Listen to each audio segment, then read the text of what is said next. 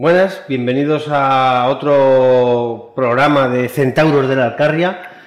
Hoy con la ausencia de nuestro imprescindible Ramón Bernadó, que ha sido de vacaciones. Eso es que no ama el cine. Si amara el cine estaría aquí. Pero tenemos un nuevo fichaje que es Andrés, también de grado de comunicación audiovisual, y que tiene como uno de sus grandes logros el haber puesto en marcha incluso un cineclub este año en la facultad, ¿no? Así es. Cuéntanos un poco cómo fue esa idea, Andrés. Pues fue una pirada que se me ocurrió, se lo comenté a nuestro coordinador del grado y se lo comenté como antes de verano, como una idea así un poco loca, y luego fue para adelante y al final pues ahí estuvimos. ¿Cuántas películas habéis puesto? Pues ponía una cada lunes. O sea que lunes. fueron unas cuantas, porque fueron al final como 6 meses o así. O sea que unas cuantas cayeron.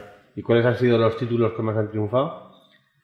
Pues puse bastantes al final, pues yo que sé, sí que recuerde rápido. ¿Tú recuerdas alguna? Sí, la del Caballero Verde ese. No, eso fue un poco extraño. Bueno, inauguramos con Tesis de Amenábar, que estuvo bastante bien. Y luego pues fuimos variando un poco. Pues también quería así que no fuese como solo de un tipo de cine, entonces iba variando un poco, pues a lo mejor. Y cortos has puesto también. Hacía sesiones de cortos, es verdad, eso estaba guay. A mí me gustaba lo de los cortos. ¿Se genera debate ahí en...? Sí, lo de los cortos estuvo guay. Por ejemplo, la sesión de los Goya, cuando fueron los Goya, pusimos los cortos que estuvieron nominados a los Goya de ficción y ahí hubo debate, porque a la gente había opiniones bastante dispares. Sí, la cosa es que después de ver lo que viésemos, también hacíamos como una especie de charla. Sí. Bueno, guay. Pues nada, hoy contamos con Andrés para hablar de cine, de los estrenos de la semana, y hoy vamos a hacer la segunda parte del estreno de la semana, que la semana pasada solo lo había visto Ramón, Elvis. Lost its sense of direction. There's a lot of people saying a lot of things, but in the end you gotta listen to yourself. If you're looking for trouble, you came to the right place. If you're looking for trouble, look right in my face. Sing. Ladies and gentlemen, here's Elvis Presley.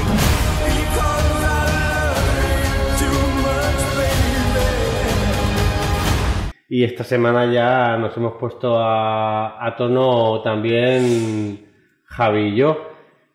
Bueno, Javi, ¿qué te ha parecido Elvis? Bueno, vamos a ver qué opinión tenéis vosotros, pero yo he de decir que a mí me ha gustado bastante, y puedo coincidir en gran parte de la opinión con Ramón.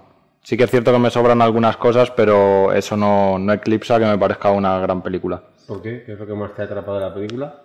Yo creo que la forma que ha tenido el director de contarlo, porque yo creo que ha hecho una película de Elvis a lo Elvis. Todo como muy rápido, muy dinámico, contando una historia que empezaba siendo alegre y luego termina como termina.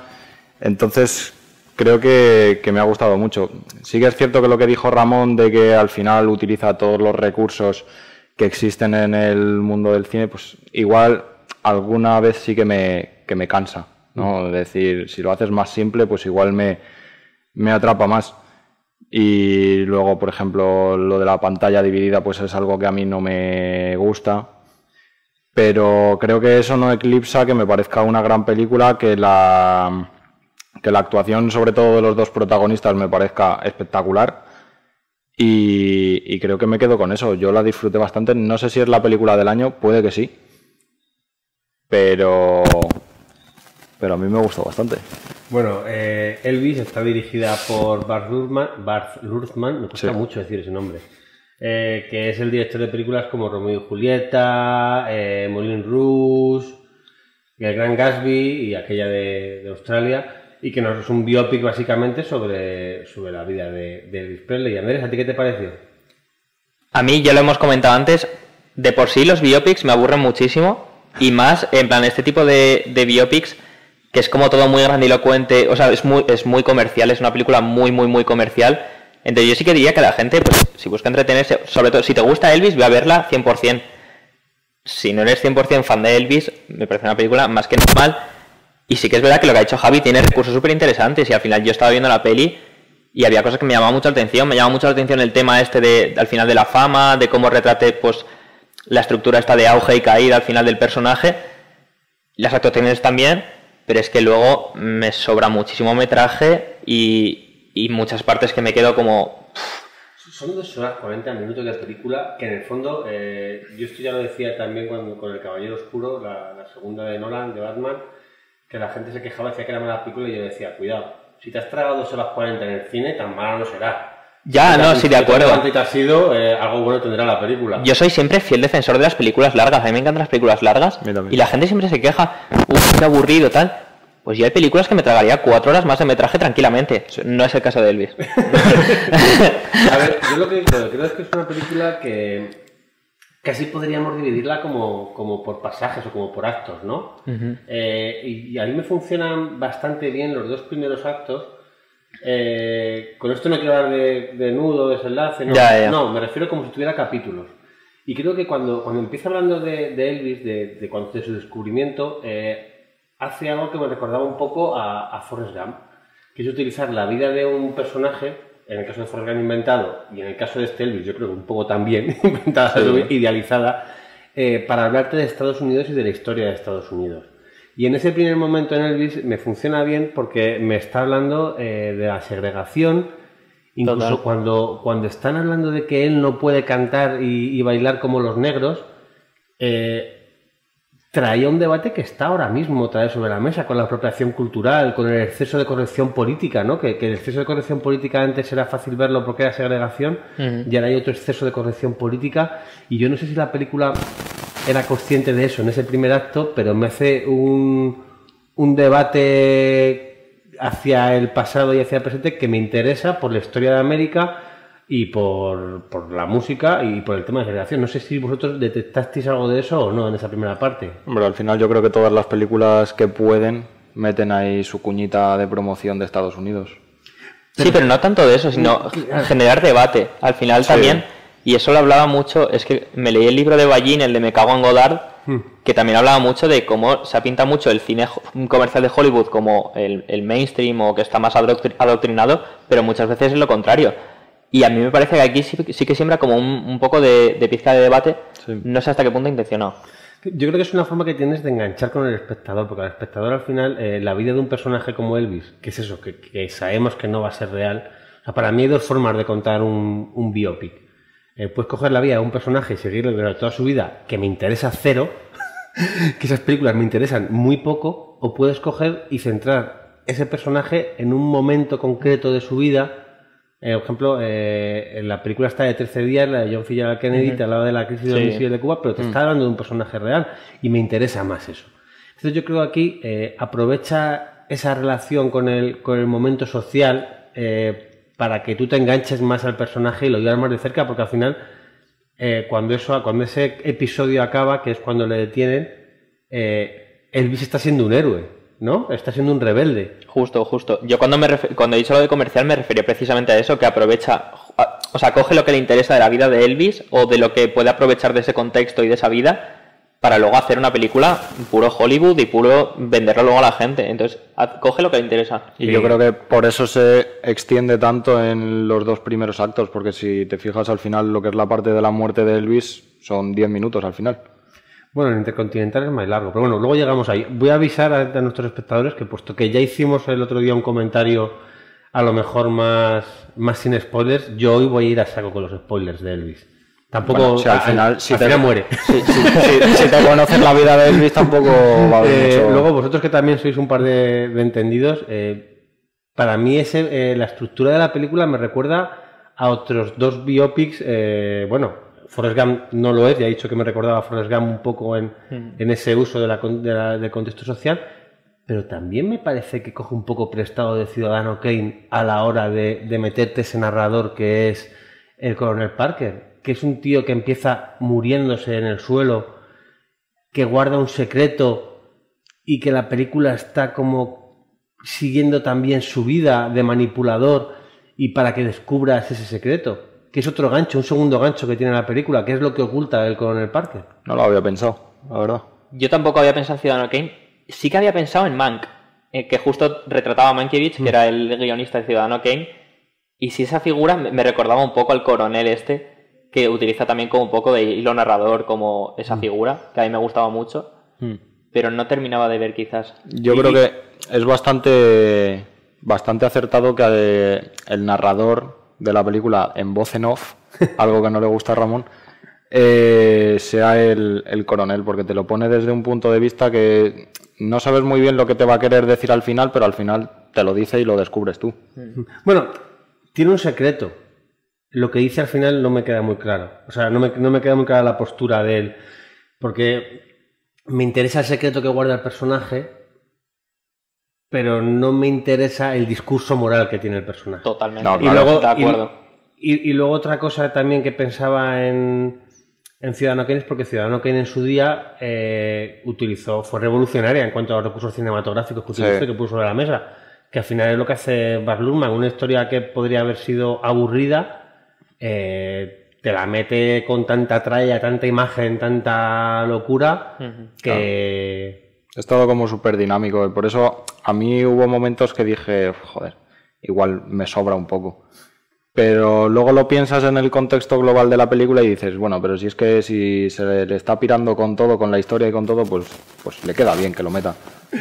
Luego hay otra parte de esta primera parte, que a mí es la que más me interesa realmente en la película, que es una cosa que yo me tiro a la piscina y me decís también si estoy de acuerdo o no.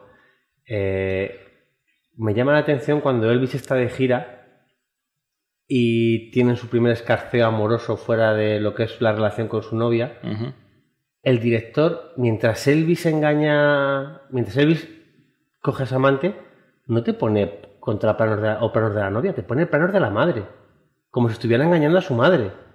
¿Queréis que insinúa de alguna manera una relación relativamente incestuosa con la madre? No, hombre, no digo carnalmente, carnalmente. Sé a lo que te refieres, pero yo no lo vería tanto así. Sí veo como una relación muy protectiva de la madre con Elvis. Pero sí que eso me llamó mucho la atención, y en esas secuencias también hubo como un par de momentos que se me quedaron como muy grabados, que también era de lo que más me llamó la atención de la película. Que hay momentos de esos, incluso cuando empieza a decir cuando empieza su carrera y dice, no puedes revelar a la gente que tienes novia, por entonces se nos acaba el producto que estamos vendiendo. Y a mí eso dije, hostia, es que cuidado con esto, ¿eh? Yo creo que eso último que has dicho con lo que has dicho tú está relacionado porque es como que en todo momento está como decepcionando lo que quería la madre. Sí. Bueno, en ese momento es lo que intenta como transmitir. Es que creo que esa primera novia que tiene en la película importa un pedo. O sea, sí, igual. Sí. Es un objeto que tiene ahí, pero que su relación afectiva, emocional... Es atrezo. Incluso hay momentos en los que graban a la madre hablando con Elvis y le graban incómodamente cerca el uno del otro. ¿Sabes? Me parecía un poco extraño. Y luego hay una cosa que dice la peli, un reconocimiento que hace la película que también me llamó mucha atención y que me recordó hace muchos años en la Facultad de Ciencias de Información en Madrid, cuando yo era vosotros, preestrenaron 12 millas, se llamaba la película de Eminem. Sí, 8 millas. 8 millas. Y vino Frante al preestreno. Y entonces dijo Frante que Eminem no era el mejor rapero, pero era el mejor rapero blanco, y ya eso parecía que le convertía en el mejor rapero. Y esta película reconoce lo mismo con Elvis. Al principio, cuando el coronel descubre aquel disco por primera vez, dice, pero que es blanco. Sí. Como diciendo, no, si la música de los negros es maravillosa, pero es que este tío además es blanco, y eso le convierte en el mejor automáticamente porque es blanco. Que tiene esta vez el discurso racial ahí metidito. Y a mí en este caso yo creo que es cierto, porque probablemente músicos y rockeros mejores había, pero Elvis era el blanco que además mojaba bragas por doquier. Siento decirlo tan expresamente, pero claro. Es que la película, la primera actuación es lo que hace. Al final es un hecho objetivo, el tío es el que más ha vendido tal, y sale la película estando B.B. King. A mí personalmente en gustos musicales me gusta mucho más B.B. King. Yo he escuchado B.B. King y es una locura, pero ahí estaba el tío cantando en clubs apartados donde a lo mejor entraba la policía y pegaba 4 tiros, mientras que Elvis lo tenía un poco más fácil. No, que en toda la película se dedican como a eso, como a endiosar la figura de Elvis. Si es que... Y sexualizarlo, sobre todo en ese primer momento, en la primera actuación que tiene, las tías están viendo que están teniendo, las chicas que están teniendo como orgasmos ahí que no... Pero también te hace ver mucho el fenómeno fan de antes. Sí. Por la figura, es que antes se endiosaba mucho más a los artistas, y a lo mejor eso, antes Elvis luego salía en una revista diciendo, a mí es que me gusta desayunar avena. Y ya pensabas que Elvis era tu mejor amigo. Y ahora mismo estamos acostumbrados como otro modelo artista que es, te está subiendo todos los días lo que me está yendo a comprarle pan a lo mejor. Sí. Entonces ahí se notaba mucho más que la gente mataría por tocar a Elvis. Y se nota mucho. Luego de ahí pasaríamos a lo que es la segunda parte para mí de la película. No sé si me dejo algún capítulo, me lo podéis decir. Que es cuando Elvis vuelve de... O sea, va, conoce a su mujer, nos lo cuentan súper rápido, hace cine, nos lo cuentan súper rápido, como si no importase, y tiene el primer parón en su carrera, y realmente es ese musical navideño y la muerte de Bobby Kennedy y de Martin Luther King, que es un poco la muerte de los sueños y otra vez la figura de Elvis reaccionando a un hecho histórico. Sí. Entonces, ¿a vosotros os pareció que ahí se da la dimensión de un artista social? ¿O qué pretende esa segunda parte con ese musical navideño? Yo creo que lo que te quiere decir es que al final el contexto no invitaba a que Elvis pudiese desarrollarse, porque al final todos los que proponían algo diferente acababan muertos. Y yo creo que era intentar reflejar con Martin Luther King y con Kennedy la figura y lo que le podía pasar a Elvis si seguía así. ¿O era la muerte de los sueños? Yo creo que es un poco los dos. Un poco de las dos, ¿no? Sí, al final... ¿Qué lectura sacas de eso? También, yo creo que es un poco también el reflejar la eterna dicotomía esa del Elvis comercial con el Elvis que quería seguir a lo suyo, y que es un poco también lo que estás comentando, pero reflejarlo a través de eso. Pero a mí es que esa parte... Yo creo que se extendieron un poco demasiado en eso. Joder, sí. Yo creo que esa parte también cambia un poco el estilo narrativo del director, ¿no? Que antes habías tenido eso de las pantallas múltiples, mucho, y ahí baja ya un puntito la intensidad de la narración, el ritmo, baja un pelín y se empieza a calmar la historia antes de entrar en lo que es el último acto, que es... Pues a lo mejor por eso se hace un poco más pesada esa parte. Sí, porque parece que es un concierto, luego termina, resulta que hay otro, resulta que de repente quiere hacer una cosa, entonces ahí yo me estaba cansando un poco, la verdad. Es que al final... Es verdad. No, sí. A mí es la última parte en la que me termina de funcionar la película, porque después ya solo queda la parte del Continental, solo queda la metáfora de la jaula de oro, justo, que a mí es la que se me hace extremadamente larga.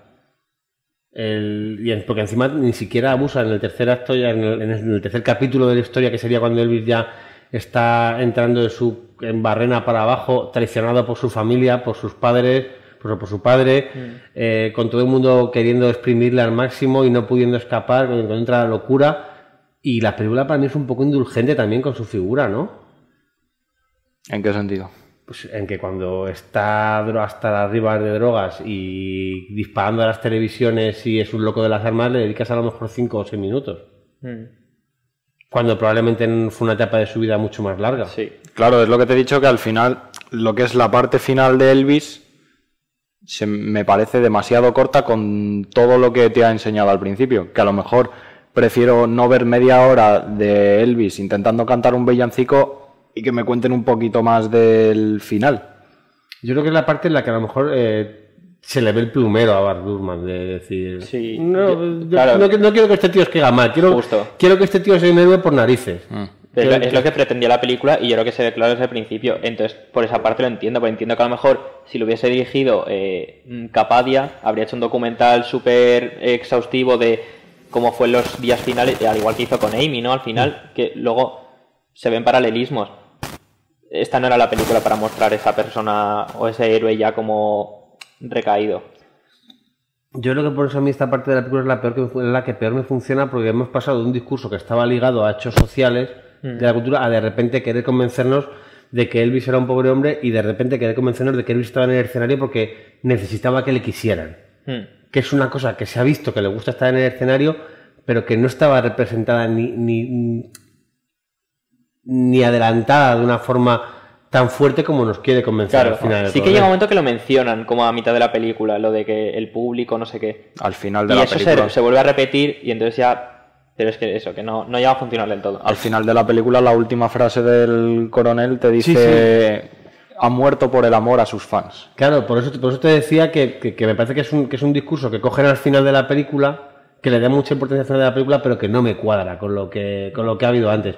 Que para mí es una película que está muy bien contada, muy bien interpretada, que hace muy bien las transiciones de una época a otra, que no te deja que te aburras, porque son 2 horas 40, pero que al final el discurso interno de la película... Creo que el director te quiere contar una cosa y te lo cuenta de otra forma con el personaje del coronel, porque el coronel todo el rato, con su voz en off o con los diálogos, te cuenta una historia, pero lo que estás viendo y lo que te cuenta el director yo creo que quiere conseguir lo contrario, que el coronel te cuenta una cosa que es como que, bueno, el amor a sus fans, no sé qué, le ha hecho morir, y lo que te cuenta el director y lo que tú ves es que al final... ha muerto más que por los fans, por los chupatintas que tenían a su alrededor, que eran incluso su familia. Y eso a mí sí que no emocionar, pero sí que me dejó mal cuerpo cuando terminé de ver la película. Yo quería reventar al padre de Elvis en la película. Sobre todo. Porque al final sí, el coronel, bueno, el coronel sabíamos desde el principio que era malo. Pero ya cuando ves al padre, ves a los amiguetes y todo eso, a mí me dejó mal cuerpo. O sea, no es que me emocionase, que un poco sí, pero me dejó mal cuerpo. Cuando salí de verla, lo estuve comentando con la persona que lo vi, me dejó mal cuerpo. Y sigo con él. Tiene recursos interesantes para los fans de Elvis que vayan a verla sin duda. Y es una película que por momentos yo creo que trata como de emocionar. No es mi caso, pero sospecho que es por mío personal. Pero siendo objetivo, me parece que tiene algunas carencias. Pero que es una buena película para quien que le guste este tipo de películas. Bueno, pues vamos a dar por terminado ya el análisis de Elvis y vamos a hablar de otra película que se estrenó la semana pasada, que no está en los multicines de Guadalajara, pero que nos ha parecido interesante por ser una ópera prima de un director español, José Luis Estaño, que es A diente de perro, la historia de un camello que tiene un accidente de coche y bueno, todo lo que le sucede a raíz de su vida y de su accidente. ¡Gilipollas! ¡Imbécil! ¡Espera! ¡Quita, coño! Date quieto. ¿Qué te ha pasado? ¿Qué me ha pasado? ¿Qué se me ha pasado? Hay que solucionar. Hay que solucionar. ¡Un año trabajando con ellos! ¡No sabes quiénes son! Llevas quítatelos. Fadel, que no, que me han sacado una pistola. Fadel, que nos matan. ¡Migaja! Fadel, escúchame. Que nos matan. ¡Que nos matan!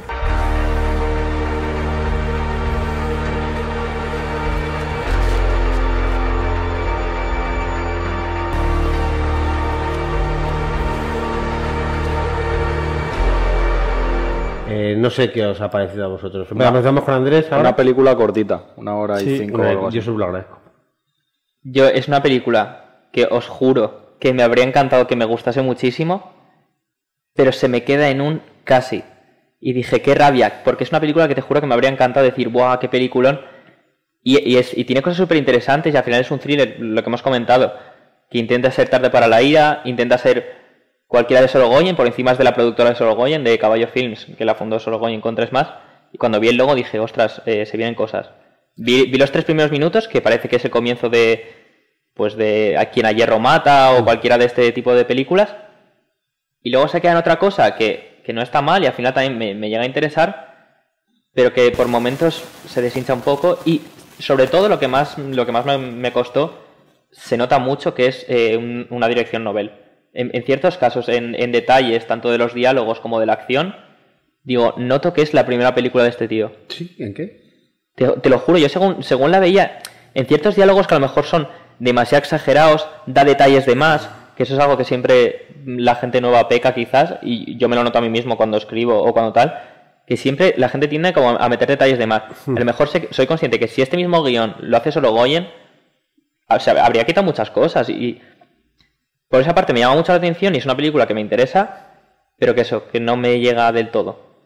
Yo coincido bastante con Andrés. Creo que empieza de una forma que a mí me atraía bastante, porque es la historia de un camello con lo del accidente. A mí ya lo del accidente me puso un poco mal cuerpo y yo creo que es lo que pretende, pero luego sí que termina muy flojito para mí. De mitad de película hasta el final me parece como algo muy obvio todo y que lo he visto ya. Yo creo que lo que está precisamente, a mí la sensación que me da es que está otra vez bien dirigida, y bien montada, muy bien montada. Muy bien montada, sí. Muy bien montada, porque es una película que hace algo que es muy complicado, que es ir pum, pum, pum al turrón todo el rato. Y sin embargo, estás conectando con el personaje, estás enterándote de la historia, aprovecha muy bien el recurso de la recuperación de él, de que cada vez le vas viendo un poco mejor, lo aprovecha muy bien para ir dándote esos saltos en el tiempo, esas cosas que pasan.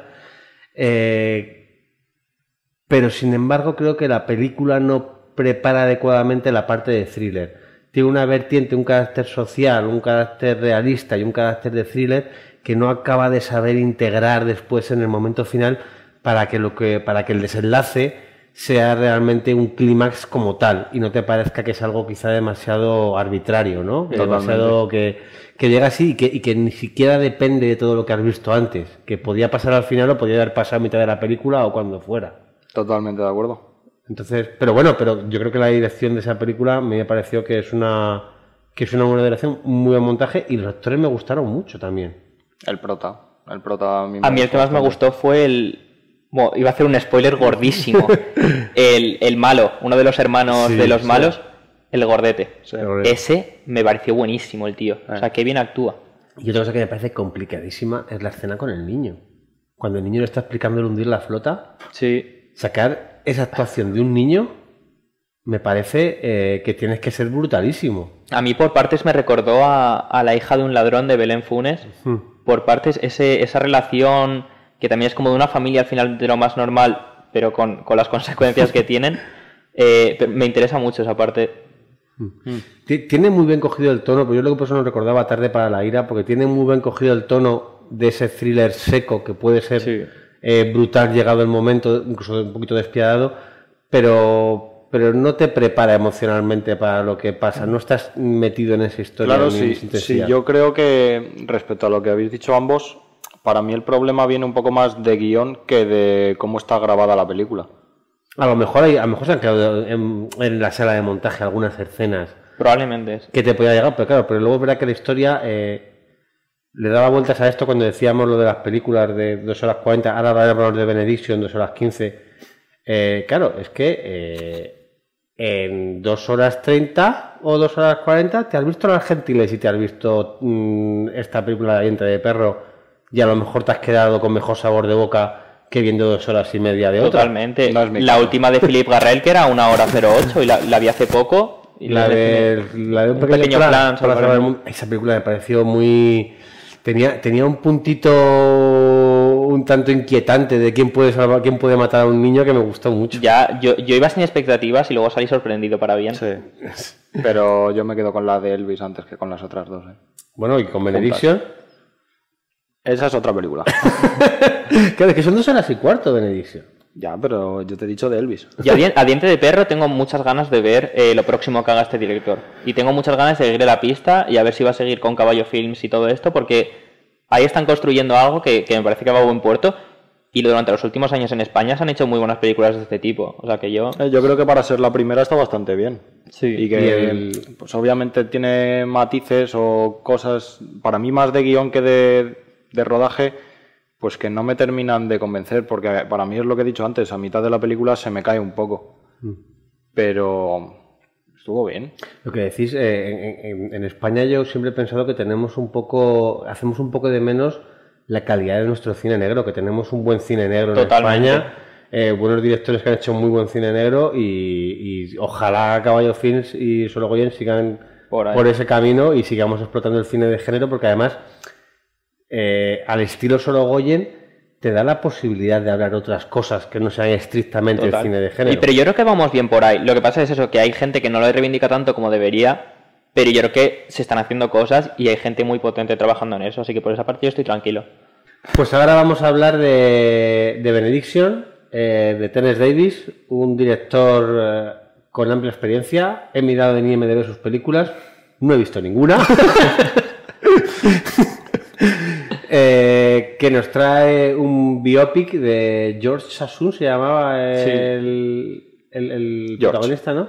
Sí, George Sassoon, un poeta inglés que estuvo más o menos en la Primera Guerra Mundial y tal, de principios del siglo XIX. Esta película sí que podemos ver en los multicines de Guadalajara.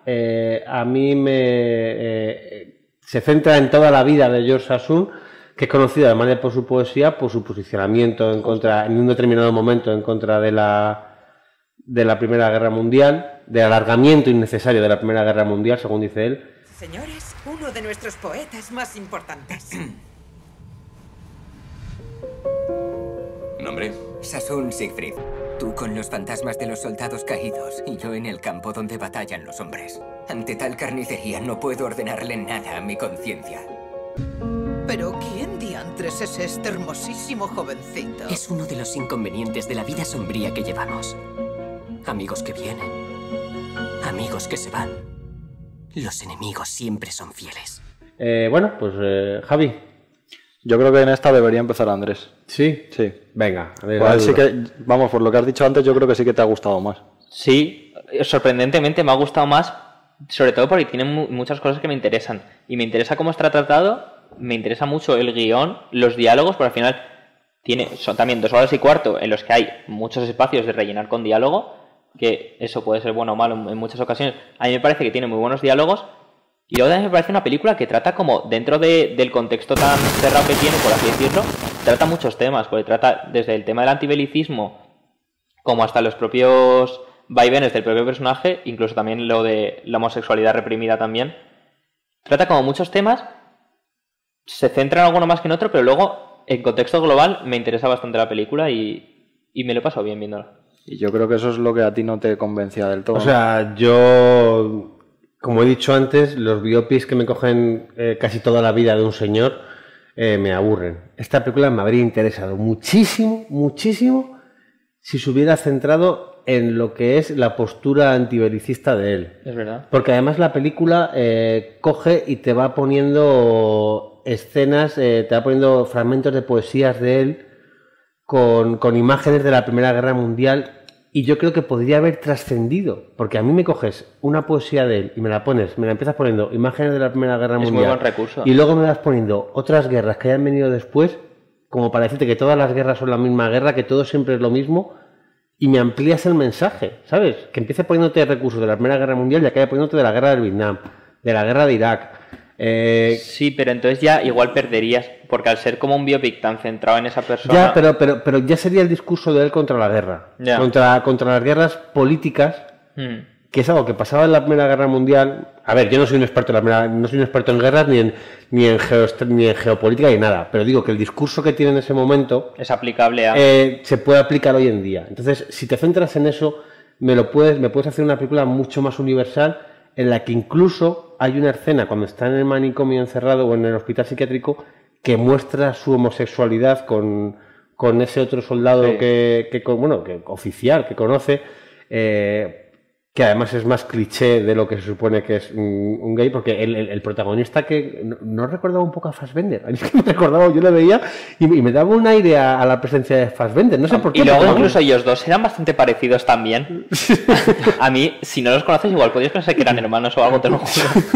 A mí la película sí es que en general me ha recordado a muchas otras películas, entonces por eso creo que no me ha llegado a convencer del todo. Bueno, lo que te decía es que lo que no me gusta al final era como la vida eléctrica de James Chong o algo así, no me acuerdo, una que hablamos de Benedict Cumberbatch, sí, que yo veía 45 minutos de una película y de repente a los 45 minutos se cargaba un personaje, empezaba otra película distinta, sí, y a mí eso me hacía desconectar. Mira, chico, yo si me lo haces en una serie, me lo como. Pero si me lo haces en una película, yo en una película vengo a ver una historia. Entonces, en esta película lo que pasa es que de repente se acaba esa parte antibelicista, empieza otra parte de los locos años 20, que también la valoro, que no es que me parezca mal, porque además da una idea de cómo la gente vivía la homosexualidad, que está relativamente alejada de la idea de represión. Quiero decir, públicamente no, sí, te podías casar con otro hombre, pero sí que parece que la vivían públicamente de una forma bastante liberal. Y que luego, para ser algo tan perseguido, incluso en puestos de poder, había bastante homosexualidad. Luego, otra cosa es que, obviamente, en la historia oficial igual ha pasado menos, o sea, más desapercibido quizás, pero existía ahí porque luego la historia real de este tío tenía sus amoríos con gente incluso del poder, que es algo... ¿Qué es eso? Que al final, en una peli de 2 horas y cuarto te tienes que centrar en algo porque si no se te van un poco los temas, que es lo que le pasa un poco, pero que eso existe ahí. Sí, no, sí, ya te digo que son dos cosas que a lo mejor si me las cuentas por separado, O vamos a hacer una serie, en vez de hacer una película, haces una serie, haces 2 capítulos o 3 capítulos y en cada capítulo hablar de una cosa y oye, no tengo nada que alegar. Pero si yo voy al cine, cuando pierdo la conexión con una historia y me tengo que meter en otra, a mí me cuesta. Y además de repente hace un retrato de un personaje que ha sido súper noble, súper metido y en su primera relación homosexual que te cuentan, te meten con el Ivor que es súper frío y hasta malvado y mezquino, como le dan, como ¿no? engañan a otro personaje y se vuelve todo mucho más locaza con los diálogos. A mí no me acaba de convencer por eso. Una vez más hemos visto una película que está bien rodada, claro, que tiene unos actores, que lo mismo Peter Capaldi allí haciendo de él, claro. A mí luego visualmente está muy bien, a mí me gusta cómo representa los espacios. Sí es verdad que luego, o sea, no es la película de mi vida, pero me lo he pasado bien viéndola. A mí me hubiera sobrado metraje en esta, sí. Sí, claro, es un cuarto, pero bastante. Está desproporcionado por todas partes. Está desproporcionado. Y encima, al ser tan británico también todo, hay personajes que digo, cárgatelos, por favor, no puedo soportarle 2 minutos más hablando. Y también hay planos y alguna cosa que a mí sí que me sobran un poco, o que no me llegan a atraer, como me podría haber pasado en Elvis. En Elvis sí que me atraían. No, hay un par de escenas cuando... A ti y a todos nos atraía Elvis. Cuando le diagnostican la enfermera para mandarle al manicomio, esa escena, por Dios, podría durar la mitad perfectamente, pero es que encima los personajes son un poco hasta desagradables ya. Pero luego hay otras escenas que digo, joder, es que este diálogo de 5 minutos me lo como con patatas, la verdad, porque está bien escrito. Entonces, pues, sí, eso sí. A la gente a la que le gusten los dramas de época ingleses, el cine inglés de época y que compre todo el cine inglés de época, esta pues, la va a comprar. También te digo que con lo que hay ahora mismo en cartelera, si tengo que elegir películas para ir a ver, Elvis y Benediction son 2 de ellas. ¿Qué quieres que te diga? Antes que La Brigada de la Cocina. Mi antigua exnovia. ¿Cuánto ha pasado? ¿3, 4 años? 8 años, 7 meses y 6 días más o menos. Era mi primer malo. Así que este es mi juramento. Todos los dioses morirán. Tú no eres como los otros dioses que he matado. Tienes algo por lo que luchar. Bueno, y ya para terminar, el que va a ser el estreno de esta semana, Thor, Love and Thunder, no lo hemos visto ninguno, ¿no? A no ser que tengáis algún tipo de cosa especial que yo no sepa. ¿Delincuente? Pero sí que me gustaría saber qué esperáis de esta película, porque es Taika Waititi, después de darle el volantazo que le pegó a la franquicia en Thor Ragnarok, pues la han vuelto a ver. Desde mi punto de vista, lógicamente le han dejado que siga haciendo lo que le dé la gana, por lo que parece. ¿Qué os pareció Thor Ragnarok y qué esperáis de esta película? Yo de Thor solo he visto la primera.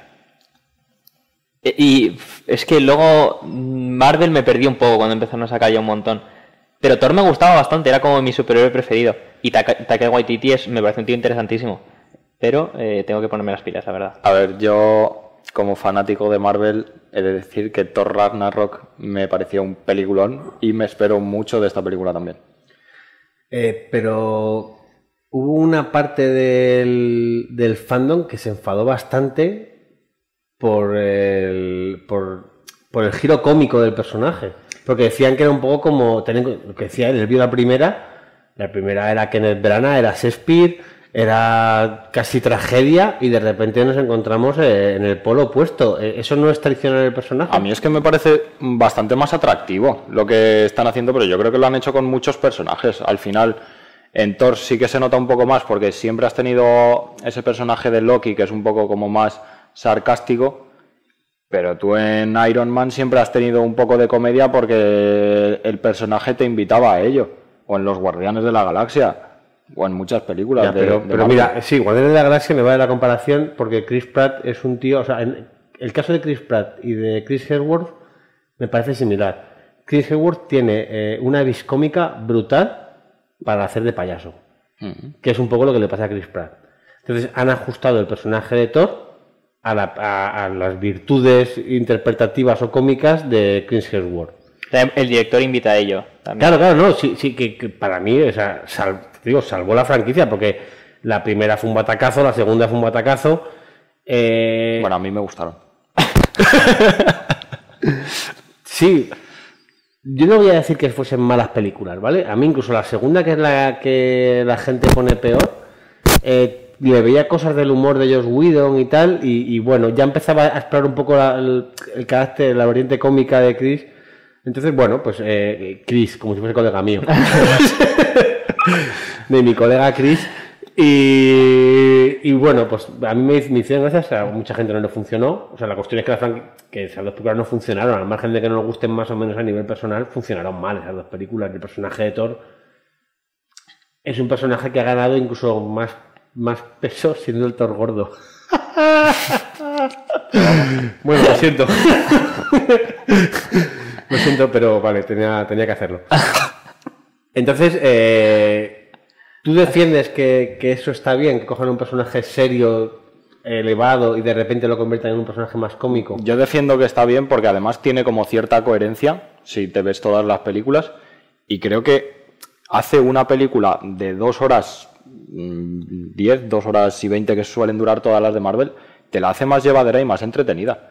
Porque tú te ves cualquiera de DC, y no voy a meter la última de The Batman porque me gusta demasiado, pero te ves todas las demás y dices, joder, son 3 horas de pura pesadez. Tampoco he tenido yo nunca ningún problema con este tipo de películas. De que yo tampoco, pero creo que si tienes personajes que te pueden invitar a ello, está bien. De hecho, creo que es en la última de los Vengadores, que ya te meten con Thor los 2 personajes estos que son de piedra, que son sus amiguetes, y dices, bueno, sí, tienen formas raras, pero es que son los típicos colegas que podrías tener tú en tu casa jugando al Fortnite. Sí, no, a ver, si Thor, en la de los Vengadores, al final... Creo que es ahí donde pega el cambio. Sí. Bueno, sí, se pone gordo la última de cuando una vez mata a Thanos. Y ya la gente se enfadó muchísimo cuando ocurrió eso. Digo, chavales, relajaros un poco. Es que de verdad los fans de Marvel a veces se les va la olla, ¿eh? Bueno, pero es que estamos hablando de algo que últimamente está muy de moda en el cine, y es que un personaje tiene que ser lo que tiene que ser. Fíjate el último James Bond, ¿no? Sí. Cómo le han puesto a parir el último James Bond, porque de repente te den sentimientos que para mí el último arco argumental de James Bond de Daniel Craig para mí es perfecto. No es que las películas sean perfectas, pero tiene el personaje un arco argumental que lo veo súper coherente, porque además me vi todas las películas otra vez antes de ver la última y me parecía que tenía un arco muy coherente, que le veía cosas a ese personaje que al final me parecía que tenían sentido, y la gente no se lo ha perdonado. Yo iba un moñas, total. Yo iba no sé qué... Es que me parece el ejemplo perfecto de James Bond, porque es también un personaje que ha evolucionado tanto a través también de las personas que lo dirigían y de los tiempos actores de los que se ha dirigido, que es que también la gente a veces se pone un poco pesadita. Claro, sí. Y con Marvel pasa eso. Con Marvel parece que tienes que tener una visión monolítica de un personaje, y aquí la gente no le perdonaba al Thor gordo que fuera el Thor gordo, porque de repente ya no iba a ser el Thor épico, ya no iba a ser el superdios, no iba a ser el... Claro, recordemos que en los cómics Thor es el superhéroe más poderoso junto con Hulk. Pero no deja de serlo por estar gordo. No, pero ya luego de repente sale llorando porque tiene un conflicto no resuelto con su madre. Sí. Bebe cerveza casi no, que... claro, es una caricatura al final. Claro, pero a mí todo eso me hace gracia. Y al final... También entiendo la jugada de... Es muy radical de repente pasar de eso del héroe vikingo... Partimos de que Thor parte de un dios nórdico, y de repente presentarlo bebiendo cerveza, jugando al Fortnite, gordo, cuidado. Es algo a lo que hay que atreverse. Hay que atreverse, pero tú si ves la primera, la segunda de Thor y alguna de los Vengadores, te atrae más prácticamente el personaje de Loki que de Thor. Claro. Pues yo creo que ahí ha estado la cosa. No, yo creo que la cosa está que tiene un personaje que no funciona, que cuando nos hablan a Kenneth Branagh, a mí la primera película de Kenneth Branagh me parece un poco tostón, o sea, pero sí que te puede parecer más interesante Loki, porque al final te gustan los personajes ambiguos, que no sabes si son buenos, si son malos, los personajes que tienen varias caras. Y al personaje final... pícaro. Sí, bueno, pero es que tampoco tiene por qué ser pícaro, es un personaje ambiguo, como Bronn en Juego de Tronos, el personaje de Bronn. No sé, ¿habéis visto Juego de Tronos? No he visto Juego de Tronos. Bueno, vale. Pues había personajes, ¿no? En Juego de Tronos había personajes ambiguos que al final son los que... Porque era por coger algo así un poco de época también. Personajes ambiguos que no sabes de qué pecojean, que lo mismo te pueden hacer una cosa mal que una cosa bien. que pueden ser egoístas, que pueden dar su vida por otra cosa. Sí, que al final funciona en guión. Y entonces te parecen más atractivos que un personaje que es de una sola pieza y que sabe de qué va. Entonces, para mí, Thor, lo que hacen es decir, este tío de tan noble y tantas aspiraciones que tiene, que es lo que diría Taika, creo yo, me parece ridículo. Este tío me parece ridículo. Tal y como lo estamos representando, me parece más fácil reírme de él que tomármelo en serio. Pues ríete. No sabemos qué hacer con él. Pero yo creo ríete de él. Ese juego es atractivo porque al final es como que tú te estás riendo de él y luego llega él con sus 200 kilos de más o con sus mierdas y es el que acaba matando siempre a los malos. No, pero entonces, ese camino empieza ya en Thor Ragnarok, ¿no? Sí, y en Thor Ragnarok es Dios. Lo que pasa que te dan ese toque cómico, pero el tío sigue fibrado y sigue siendo la hostia y se corta el pelo y está más guapo y eso. Lo único que, pues tienes una parte en la de los Vengadores, en la última, pues que te lo ponen como que está comiendo mayonesa todo el día. Palabras textuales, no me lo estoy inventando. Pero es que no me molesta. Al final es un reflejo de la vida. Pues él tuvo un problema en la de Infinity War, que todos sabemos cuál es, y se dedica a comer mayonesa y a jugar al Fortnite con sus amigos. Pero si es que eso me puede pasar a mí también. Entonces, ¿por qué hay que idealizarle a un dios? Pues es un dios, pero es una persona también. ¿A que sí?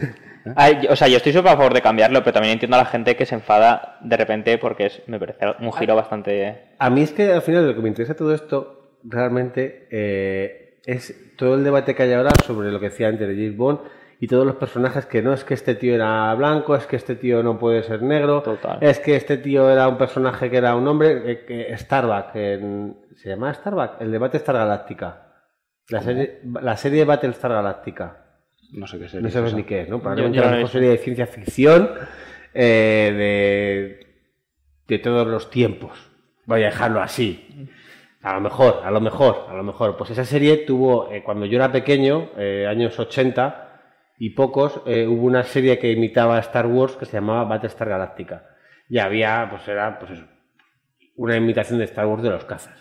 Y había dos personajes, que eran dos personajes masculinos, que eran pilotos de aviones, Apollo y Starbuck. Y cuando hicieron el remake en los 2000, a Starbuck lo convirtieron en chica. Algo que hoy en día no se podría hacer sin que se liara pardísima. Es que se habló con lo de James Bond, que el próximo James Bond iba a ser una mujer, claro, o iba a ser negro, o iba a ser tal, y ya la gente estaba... indignada. Yo, que luego, vale, hay ejemplos y ejemplos, ¿no? Pero la gente se enfada por algunas cosas que cuando hablamos de cuál es la esencia del personaje, ¿no? Y es que para mí el caso de James Bond también es paradigmático, porque compara a Roger Moore, la tapa Roger Moore, compárala con la tapa Pierce Brosnan o Daniel Craig. Joder, si eso no es cambiar la esencia del personaje, que baje Dios y lo vea. No, ya.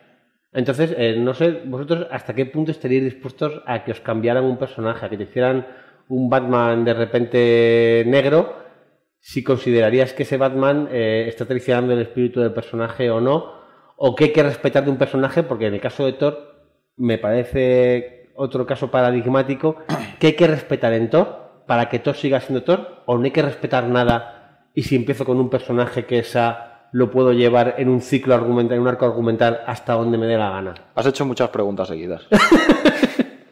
No me molestaría que me cambiasen la esencia de un Batman. O sea, bueno, no la esencia, sino el personaje. Me parecería algo normal. Y de hecho, cada interpretación que hace cada uno distinto es muy diferente a la del anterior.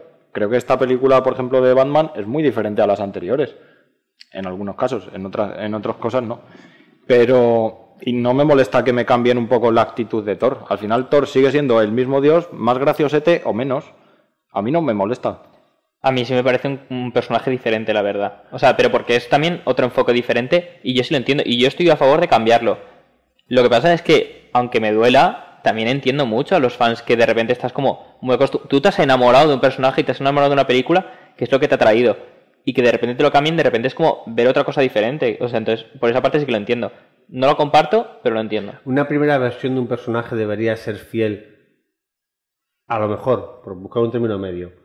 Si yo hago una adaptación por primera vez de un personaje literario o de cómic, tendría que ser fiel al cómic, pero cuando ya hay tantas adaptaciones como hemos visto de Batman o de Spider-Man, a lo mejor ya interesa incluso más que de repente Claro. que sea distinto cambiarlo. Incluso meterte en la huella autoral, que al final es lo que se está buscando mucho últimamente con los superhéroes. Y era cuando Chloe Zhao dirigió la de Marvel, que de repente era como... Eternals, ¿no? Claro, buscar algo mucho más autoral dentro de lo que es el cine mainstream de superhéroes. Yo estoy súper a favor de eso y de repente ojalá cojan muchos directores súper buenos y empiecen a dirigir superhéroes. A mí me encantaría, la verdad. Creo que lo de Thor es un ejemplo distinto a Spider-Man o a Batman. Porque al final Batman, lo que están haciendo, o Spider-Man, es como que te están sacando películas diferentes. Te están cambiando ya de actor. Pero la de reiniciar. Claro. Claro, Thor eso es la... Y bueno, y en Batman y Spider-Man tú ya, cada director le da el enfoque a su personaje que quiere, entre comillas.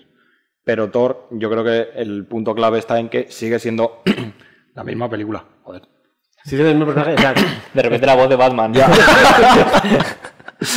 Todo lo que han hecho en el fondo ha sido evolucionar al personaje, aunque haya un salto de fe entre la segunda y la tercera, creo que a partir de Thor Ragnarok sí que hay una evolución pensada y meditada del personaje, Sí. que creo que no la hay entre la segunda y la tercera. Creo que ahí es un intento de resucitar comercialmente al personaje.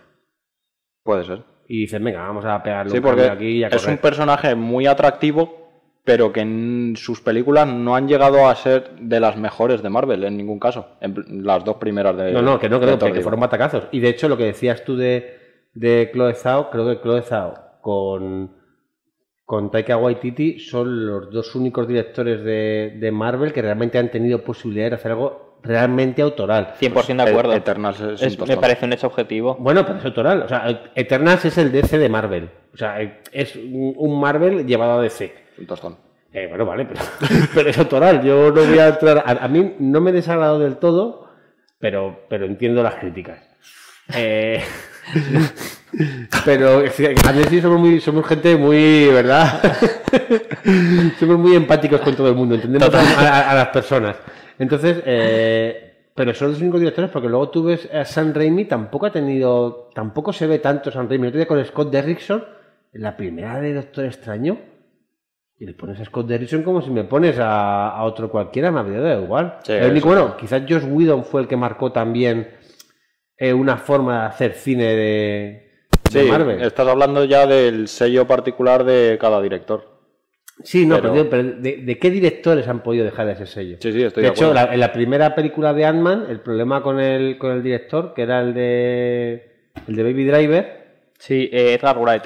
Edgar Wright, iba a ser Edgar Wright, y se va porque no le dejan hacer lo que él quiere con Ant-Man. Con lo que mola ese tío. Entonces, bueno, esperamos de que nos hemos ido, pero es que me gusta y mucho el tema este de los personajes y la fidelidad a los personajes, lo siento. Esperamos que todos los Fan Thunder tenemos las mejores expectativas, ¿no? Sí, y espero que no sea muy pesado lo de seguir metiendo personajes nostálgicos. El personaje de la exnovia, espero que no se haga pesado. Yo creo que Taika no va a caer en eso. Espero. Eso sí que te voy a decir una cosa. Es un poco de estos directores que está tomando el manto un poco de quizás ser demasiado progre, entre comillas. De tener un discurso demasiado woke. Entonces, ahí me daría miedo, me podría dar miedo que el personaje de Natalie Portman, que está mazadísima, por cierto, la han metido a esa tía, no sé si la habéis visto, pero yo imagino que la han metido CGI o algo. Bueno, lo que sea. Me daría miedo que pudiera pasarse de frenada como ha pasado en otros productos Marvel. Pero creo que no va a ser así porque este tío es más listo que eso y yo creo que lo va a retratar muy bien y es un clásico del cine de aventuras el tener un héroe tontorrón y una heroína súper inteligente y madura. Claro, por eso te digo que espero que no caigan en esto de la nostalgia de vamos a sacar personajes del pasado porque seguro que explotan y gusta mucho más. Espero que no. Bueno, a Marvel también es que le gusta mucho, también es Sí. la industria. Pero es que de momento en las últimas películas que he visto que hayan hecho eso, la única que me ha convencido y que me ha gustado como lo han planteado ha sido la de Spider-Man. Que era Marvel. O sea, Claro, un voto de que, confianza. que es la única, porque yo que sé, luego tienes la de Doctor Strange, que quieras que no, te meten ahí personajes de otras películas, pero que te hacen un poquito de nostalgia, que dices, pues no sé para qué. Por ejemplo. Bueno, chicos, pues Andrés, un placer, gracias por haber venido aquí a charlar por de cine invitarme. un poco. Javi, como siempre. Vamos a dejaros hoy con otro making of de los cortos de Cine Alcarria. Tú que no los conoces, elige buzón, padre o refugio. Buzón de una. Pues nada, vamos a proyectar el making of del cortometraje Buzón, que ha generado mucho hype. Así que nada, hasta la semana que viene, vayan mucho al cine y a ver si podemos hablar la semana que viene de Thor Ragnarok en profundidad. A ver Elvis. Ah, y recuerden, me gusta, comentar, compartir. ¿Has visto? No he dicho like. Todo eso nos viene de maravilla para poder ir dando a conocer este pequeño gran programa. Así es. Hasta la semana que viene. Cámara. Sí. Audio. Sí. Plaqueta. Secuencia 5, toma 6.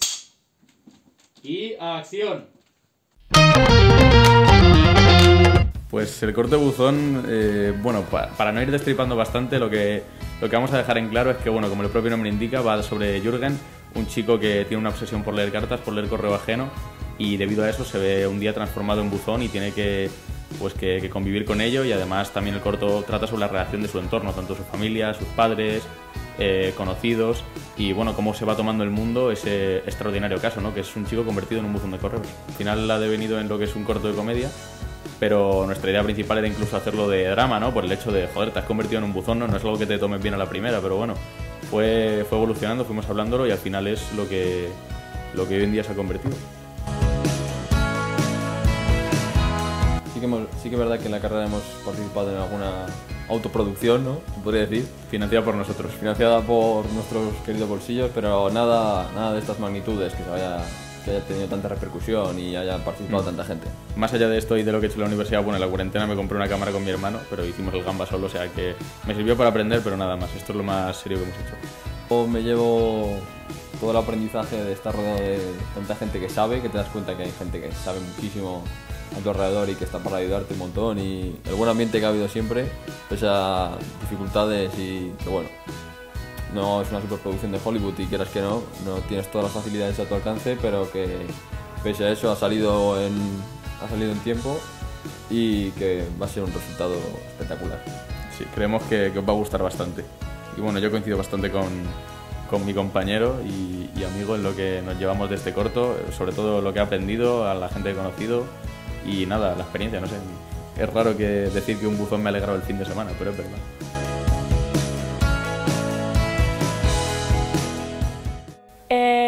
La tienda de la hechicera nos supuso bastante dificultad a la hora de la decoración y del tiempo, porque veníamos de otra localización que estaba a unos 18 minutos andando y solo teníamos 2 coches para movernos entre todos junto con el material. Y la calle también era estrecha y hubo varios problemas que se fueron acumulando, más la lluvia, y pues fue uno de los más difíciles, sin duda. Íbamos siempre tarde. Y luego el sábado, que se tenía que grabar en exterior y se tenía que grabar sí o sí ese día, estaba lloviendo, pero en plan intermitente, a ratos sí, a ratos no. Entonces teníamos que cargar con el buzón de un lado para otro y con todos los equipos para que no se mojase y para poder grabar sin lluvia.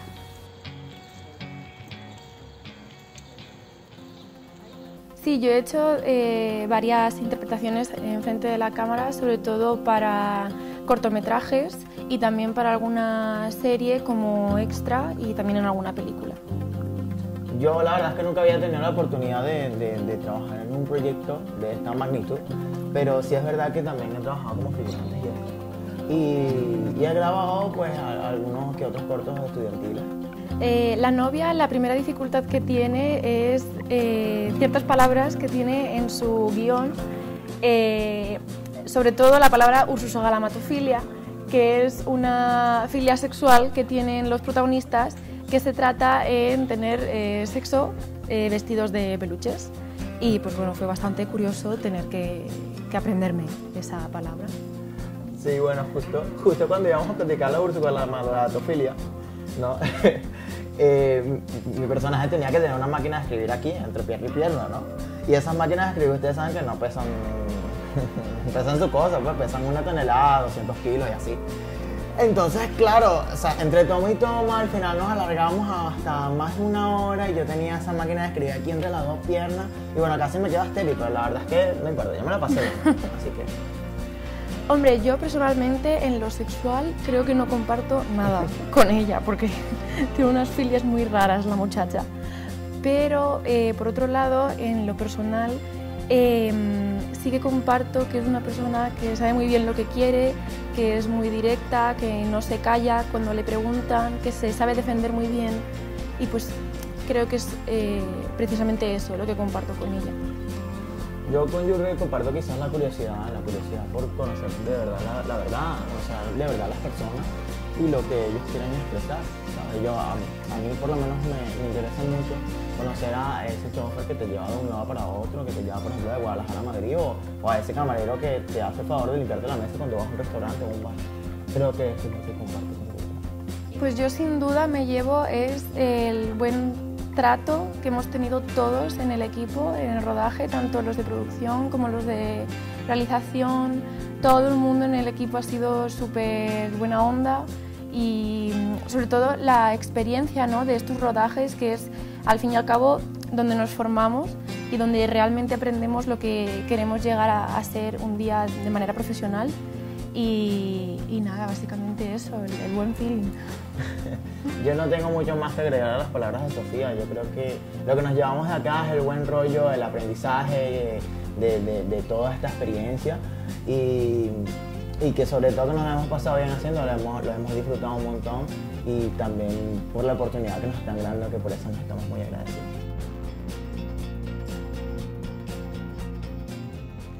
Bueno, pues yo... experiencia previa con este tipo de cámaras, la verdad es que no tenía ninguna. Pero si me preguntas cómo me he manejado con esta cámara, sinceramente yo no tengo nada que decirte. Porque yo no la he manejado, yo he estado detrás de Nacho, que ha sido el que la ha estado operando, manos mágicas. Bueno, pero sí, de momento en plan nos explicó Julián y tal, y nos hemos manejado bien. La verdad, además ya veníamos rodados de otros cortos y se nos ha dado bastante bien, yo creo. Sí. La iluminación, sí, en la iluminación hemos tenido inconvenientes así en este corto. Pero bueno, ha habido un par de escenas, sobre todo el croma, que lo teníamos que tener todo igual iluminado para que en postproducción se pudiera hacer. Que es que era un reto importante, pero sí, yo creo que se ha sacado, ¿no? Sí, yo creo que lo hemos hecho bien. Ya se verá luego. Sí, ya luego lo veremos. Yo me llevo un aprendizaje total. En fotografía no me había metido nunca. Y cuando me empezaron a empujar a manejar esto, a manejar lo otro, a mirar el encuadre, la luz, al final, además, con la gente con la que estaba, estando Nacho trabajando conmigo, pues he aprendido un montón. Y toda la experiencia que saco de aquí, yo creo que es lo mejor que me llevo. Me llevo muchísima experiencia, un trabajo en equipo estupendo, me ha encantado trabajar con quienes he trabajado, me parece que ha sido fantástico. Sí, la verdad que el buen rollo que había entre todos y todo, y cómo lo hemos pasado, la lluvia, los problemas, el calor y todo lo que nos ha podido pasar, ha sido muy guay. O sea que sí, yo me quedo con eso.